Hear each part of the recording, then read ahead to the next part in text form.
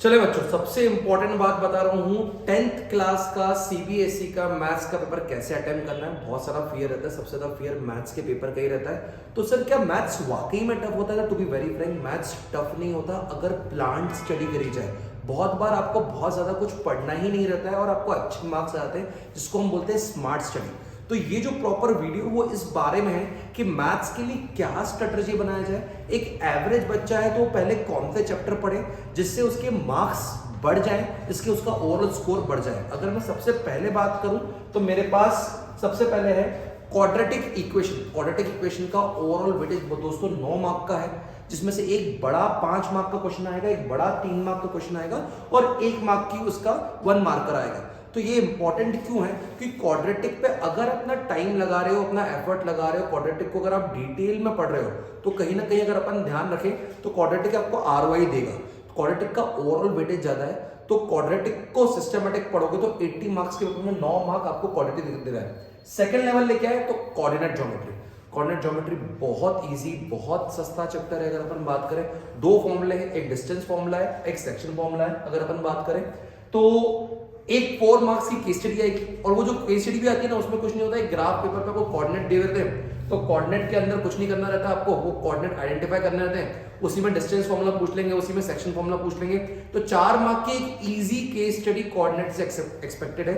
6 mark अगर आप coordinate पढ़ना चाहो तो सिर्फ 2 एक्सरसाइज है एनसीईआरटी की। अगर आपको एग्जाम्पलर भी खत्म करनी है तो कोऑर्डिनेट से कोई tough out of the box ज्यादा बड़ा क्वेश्चन बनता नहीं है, बहुत इजी चैप्टर होता है। तो इसका आरओआई बहुत अच्छा होता है। अगर बच्चे 1.5-2 घंटे ढंग से बैठ जाए कोऑर्डिनेट पे, 3 घंटे मैक्सिमम, तो उनका कोऑर्डिनेट पूरा की पूरा खत्म हो सकता है।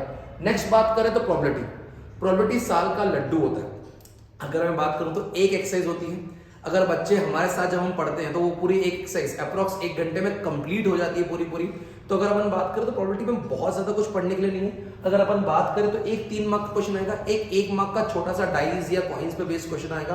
तो प्रोबेबिलिटी सबसे इजी चैप्टर है और आपको 4 मार्क दे रहा है। 1 से 2 घंटे में आप प्रोबेबिलिटी हर प्रकार से कंप्लीट कर सकते हो। अगर नेक्स्ट लेवल लेके आऊं कि मेरे लिए नेक्स्ट लिस्ट में बच्चों को बताऊंगा क्या पढ़ना है, तो स्टैटिस्टिक्स। तो स्टैटिस्टिक्स पे अगर टाइम लगा रहा है तो उस पर टाइम लगाना चाहिए। पहली बात तो उसमें मेन 3 फॉर्मूले, मीन, मीडियन और मोड के। अगर आपको वो तीनों फॉर्मूले रट गए तो आपकी सारी एक्सरसाइज इजीली सॉल्व हो जाएगी। देन आपको एक क्वेश्चन आता है F1 F2 वाला, मिसिंग फ्रीक्वेंसी वाला। अगर आपने वो क्वेश्चन कर लिया तो उसको ध्यान से इसलिए करो कि इसमें से 5 मार्क का एक बड़ा क्वेश्चन एक्सपेक्टेड है। तो अगर आप स्टैटिस्टिक्स पे टाइम लगा रहे हो, थोड़ा ढंग से पढ़ रहे हो, एक बार फॉर्मूले पढ़ रहे हो, तो कहीं ना कहीं स्टैटिस्टिक्स आपको रिटर्न देगा। 2 छोटे क्वेश्चन हैं, mode is equal to thrice median minus twice mean, ऐसे क्वेश्चन आ सकते हैं। कहीं ना कहीं कोई आपको ग्राफ दे देंगे छोटा मोटा, उस पर आपको मीडियन निकालने के लिए बोल देंगे। तो ऐसे 2 छोटे छोटे क्वेश्चन स्टैट्स के आ सकते हैं, लेकिन एक 5 मार्क का बड़ा क्वेश्चन है। तो ये ध्यान रखना कि स्टैटिस्टिक्स को पढ़ना जरूरी है। 7 मार्क दे रहा है। Tangent to a circle next chapter है, 6 मार्क का है। लेकिन अगर आप एनसीईआरटी में ढंग से देखें तो एक एक्सरसाइज में चैप्टर कंप्लीट है। तो अगर अपन टेंजेंट टू अ सर्कल की बात करें तो अगर आपको टेंजेंट की प्रॉपर्टी पता है, TP is equal to T Q, radius to the centre is 90 degree, radius to tangent is 90 degree. तो कहीं ना कहीं ये चैप्टर, क्यों मैं बोल रहा हूं कि टेंजेंट टू अ सर्कल पढ़ना है, क्योंकि इसमें दोस्तों वैरायटी है, लेकिन इसमें मेहनत करेंगे तो ये 6 मार्क्स भी देगा। एक 3 मार्क का क्वेश्चन आ रहा है, एक 2 मार्क का और एक 1 मार्क का। इसका मतलब जो इसके बहुत टफ वाले कोई क्वेश्चंस हैं, जो आखिरी में क्वेश्चन नंबर 13 और 14 दिया हुआ है, उसके कंपैरेटिवली आने के चांसेस कम है। तो बच्चा अगर टेंजेंट टू अ सर्कल को एक एवरेज लेवल पे पढ़ता है, बहुत टफ क्वेश्चन नहीं भी करता है, तो भी उसका सर्कल अच्छा जाएगा। क्योंकि बोर्ड्स बोल रही है कि हमको इसमें से कोई बड़ा क्वेश्चन नहीं पूछना है, आप एक सिस्टमेटिक थोड़े बहुत क्वेश्चंस करके आ जाओ, कंसेप्चुअल क्वेश्चंस करके आ जाओ, and will fetch you marks. अगर बच्चा इन 5 चैप्टर को ढंग से पढ़ ले तो उसके 32 मार्क पक्के हो जाएंगे, पूरे 32 मार्क्स उसके पक्के हो जाएंगे। तो मैं बोलूंगा इस वाले चैप्टर पे तो जान लगा दो, डिटेल में पढ़ो। क्यों? इनमें पढ़ाई करने को कम है और रिटर्न क्या है ज्यादा। अगर मैं नेक्स्ट मेरे फेवरेट बताऊं तो अब लेके आता हूं वो चैप्टर्स। अगर मैं बात करूं तो ये वो चैप्टर्स हैं जो चैप्टर्स का वेटेज कम है लेकिन पढ़ना भी बहुत कम है, मतलब बहुत ज्यादा कुछ करना ही नहीं। जब आप एपी पढ़ने जाते हो तो एपी 4 मार्क का है, 4 मार्क की एक केस स्टडी आएगी, तो तू एपी को बहुत डिटेल में पढ़ो। बाय डिफॉल्ट बच्चों की राय मांगू, मेरे एक्सपीरियंस से बात करूं तो बच्चों को एपी कोई टफ भी नहीं लगता। तो AP is an easy chapter. A of N और एस ऑफ एन का फॉर्मूला रहता है और वर्ड प्रॉब्लम आने के, डिटेल्ड वर्ड प्रॉब्लम आने के चांसेस है। पहली बात तो एपी में से कितना क्वेश्चन आएगा? 1 क्वेश्चन आएगा। कैसा क्वेश्चन आएगा? केस स्टडी बेस्ड क्वेश्चन आएगा। तो देखो ऐसा ही एपी को तैयार करना है कि यार एक क्वेश्चन में मुझसे एस ऑफ एन भी पूछेगा, ए ऑफ एन भी पूछेगा और वर्ड प्रॉब्लम पूछेगा, डायरेक्ट एस ऑफ एन और वैल्यू वाले क्वेश्चन नहीं पूछेगा। तो पढ़नी कौन सी है? Word problems. करनी कैसी है? Case study. तो जब तू एपी के ऊपर बैठ, पूरी केस स्टडीज निकाल ले, टफ वाले क्वेश्चंस निकाल ले, सॉल्व कर ले, 2 या 3 घंटे दे, पूरा एपी खत्म हो जाएगा। सर आप बता क्या रहे हो? अगर तुमको ढंग से मैथ्स 3 या 4 दिन में, मैक्सिमम 7 दिन में पूरा करना हो तो कैसे पढ़ो? सर एपी का वेटेज छोटा है लेकिन इसको पढ़ना भी इजी तरीके से, कोई बड़ा नहीं, एक ही क्वेश्चन है। नेक्स्ट अगर मैं बात करूं तो पॉलिनोमियल। पॉलिनोमियल में alpha plus beta is equal to minus B by alpha, beta is equal to C by sum of roots, product of roots, X square A X square plus B X plus C, इसके ऊपर question है। कुल मिला के 2 exercise है polynomial की, 4 mark का आ रहा है। बता क्या आ रहा है कि वो 1 नंबर का एमसीक्यू पूछेगा, वो एमसीक्यू अल्फा प्लस बीटा पे ही रहेगा, ध्यान रखना, अल्फा बीटा पे, प्रोडक्ट ऑफ रूट्स पे, के की वैल्यू पे रहेगा, और एक 3 मार्क का क्वेश्चन आएगा। तो जब तुम पॉलिनोमियल पढ़ रहे हो तो बहुत टफ पढ़ने की जरूरत नहीं है। अगर आप थोड़ी बहुत एनसीईआरटी और अगर मैं बात करूं सैंपल पेपर्स को सॉल्व कर लोगे तो पॉलिनोमियल मोर देन इनफ। अगर एनसीईआरटी से पॉलिनोमियल सॉल्व करते हो तो विश्वास मानो 1 से 1.5 घंटे में पूरी एनसीईआरटी खत्म हो जाएगी। सैंपल पेपर या थोड़ा बहुत एग्जाम्पलर का इनपुट ले लिया तो हार्डली 1-2 घंटे में और पॉलिनोमियल खत्म हो जाएगा। पॉलिनोमियल 4 मार्क दे रहा है लेकिन बेटा इसमें पढ़ने के लिए कुछ है ही नहीं, अल्फा प्लस बीटा और अल्फा बीटा के अलावा कुछ भी नहीं है। नेक्स्ट में लाऊंगा एप्लीकेशन ऑफ ट्रिग्नोमेट्री। टफ है इसलिए यहाँ पे डाला। यहाँ पे मैंने वही चैप्टर डाले हैं जो चैप्टर काफी इजी है, एक क्वेश्चन आ रहा है उसमें से और बहुत डायरेक्ट है। पहली बात तो खुद देखो एप्लीकेशन ऑफ ट्रिगो की सिर्फ एक एक्सरसाइज है, उसके अलावा कोई एक्सरसाइज ही नहीं है। तो सर क्या वो एक्सरसाइज मोर देन इनफ है? वैसे तो एनसीईआरटी की वो एक्सरसाइज मोर देन इनफ है, लेकिन बोर्ड वालों ने क्या बोला इसकी हम केस स्टडी देंगे। तो जितने सैंपल पेपर्स के पीछे क्वेश्चन नंबर तुमको 31-32 मिले जहां पे इसकी केस स्टडी हो, एरोप्लेन उड़ रहा था, after a flight of 1200 kilometre aeroplane की स्पीड हो गई, 60 डिग्री का एंगल 30 डिग्री हो गया, ऐसे जितने क्वेश्चन है वो उसके कर लो।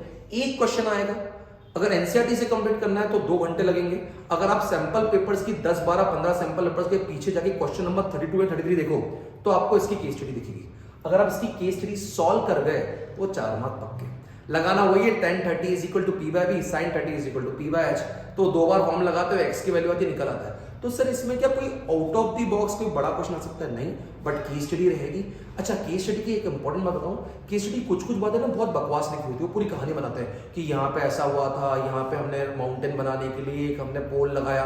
अब हमारा काम है, तूने पोल लगाया, क्या एंगल था, किस एंगल पे चेंज हो, बस वो बता। आसपास की कहानी सिर्फ और सिर्फ आपको डिविएट करने के लिए, आपको बोर करने के लिए दी रहती है। तो जब भी केस स्टडी सॉल्व कर रहे हो, जिन बच्चों को केस स्टडी टफ लगती है वो ध्यान से देखना कि केस स्टडी में कुछ बातें बकवास है, ध्यान मत दो, काम की बात लो और उसको सॉल्व कर मारो, उनको अल्टीमेटली आपने सॉल्यूशन चाहिए। नेक्स्ट में लेके आऊं तो रियल नंबर 5 मार्क का है, एक 3 मार्क का क्वेश्चन आएगा, 1 मार्क, एक 2 मार्क का क्वेश्चन, एक मार्क के 2 क्वेश्चन आएंगे।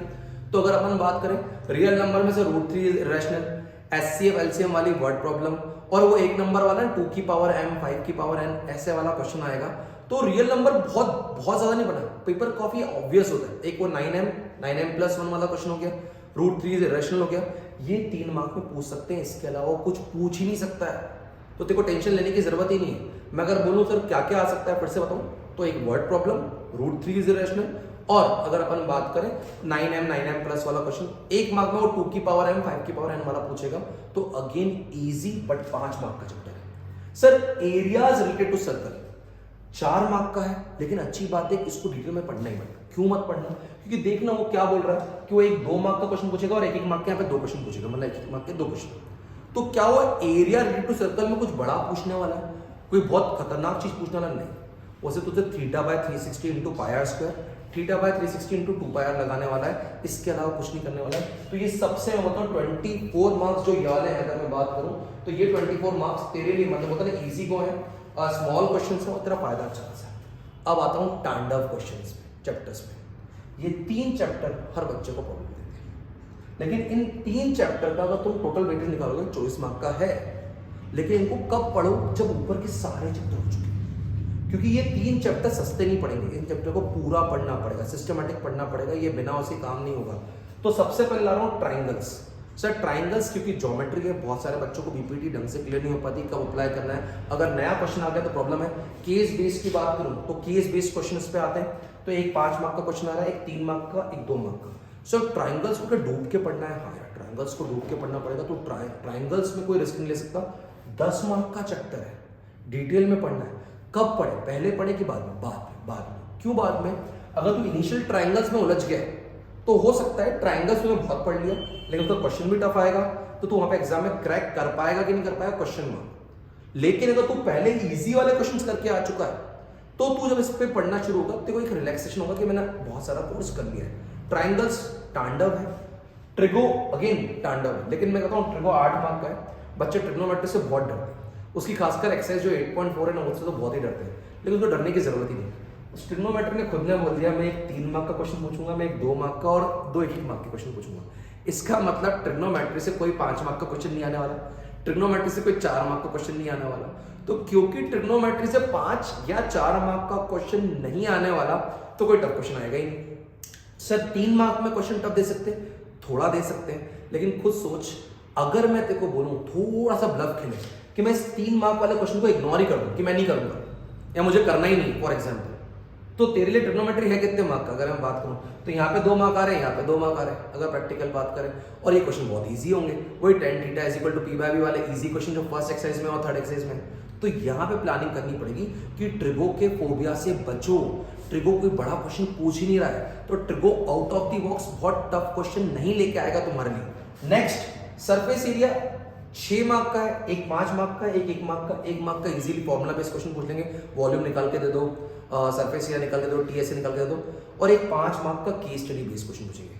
सरफेस एरिया जब पढ़ना चालू करो तो थोड़ा ध्यान लगा लेना, क्योंकि वो 5 मार्क का क्वेश्चन पूछेंगे, इसका मतलब वो एक बड़ा क्वेश्चन पूछेंगे, वो लाएंगे ताम झाम करके लाएंगे आपके लिए। मैं इन 3 चैप्टर को तांडव चैप्टर बोलता हूं, जब क्योंकि ये 3 चैप्टर बच्चों को परेशान करते हैं। ऊपर के अगर कोई चैप्टर को परेशान कर रहा है, किसी को बहुत डिटेल पढ़ रहे हो, तो इन चैप्टर्स को तो बहुत हल्के में लेके पढ़ो। हल्के में लेके पढ़ो मतलब एक ही तो क्वेश्चन आएगा, ऐसा आएगा, पढ़ लेते हैं। 4 मार्क मतलब केस स्टडी, अगर एप्लीकेशन ऑफ ट्रिगो है तो उसमें से क्या आएगी? Case study.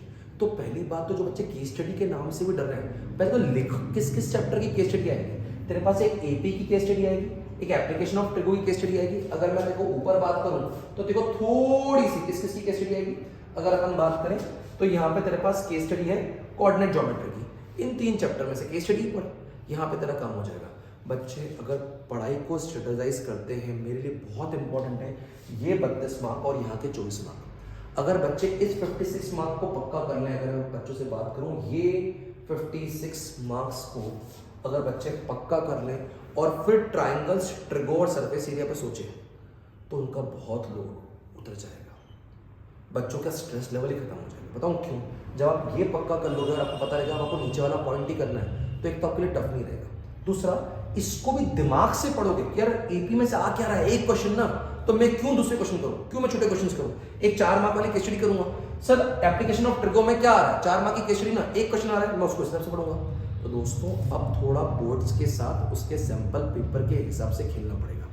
This is all from my side, wish you all the very best, thank you so much.